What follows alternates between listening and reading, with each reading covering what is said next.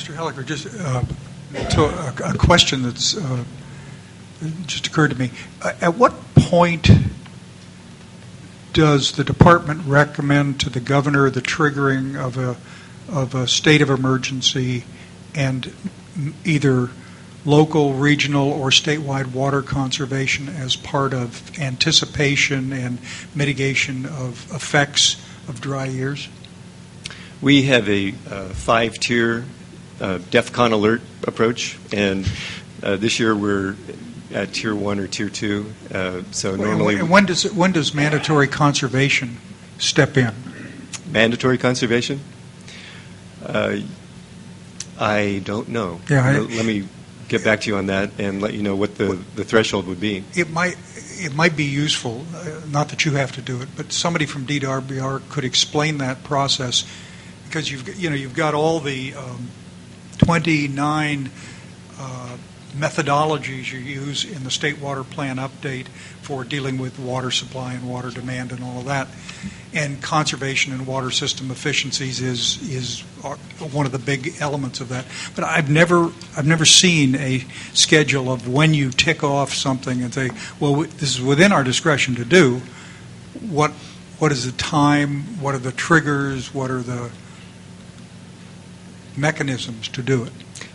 As a matter of fact, I was having a conversation with my colleague Gary Bardini, who's the water plan person at the department, and we recognize that we need to have a clear template for what we do when, and so that is one of the tasks that the team that I'm in charge of is going to be doing this year.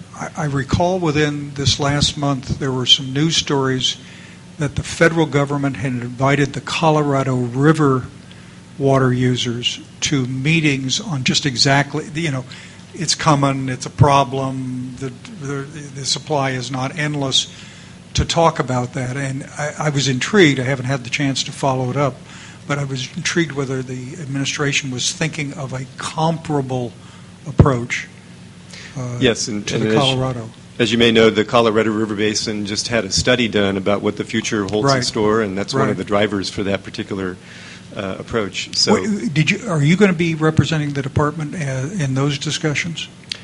Jeanine Jones, who works in my part of the organization, and I will, okay. Yes. Yeah. Any information you could provide us on that process will also be helpful. Absolutely. And may I just make sure I clarify, I know Mr. Zuckerman was making a good point that what I was not trying to infer was that the tunnels project would have solved the problem that we're facing now with the critically dry year. The only issue that I was referring to was the requirements about smelt take.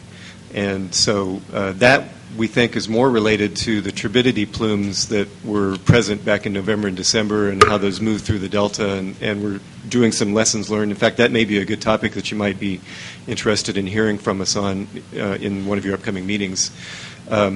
So all I was implying was that if we'd had the tunnels in place, the smelt issue in November, December, January would not have been a problem. Now, the critically dry issue is something that he's correct, that during those years, not a lot of deliveries would go through the tunnels, so I'm not implying that somehow that's going to be a solution there, but I will have a conversation with Mr. Zuckerman to make sure that we both see eye to eye on this.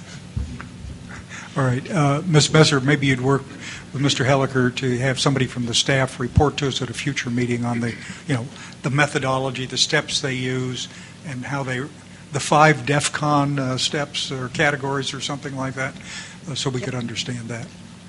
Will do. Mr. Zlotnick, you want to talk?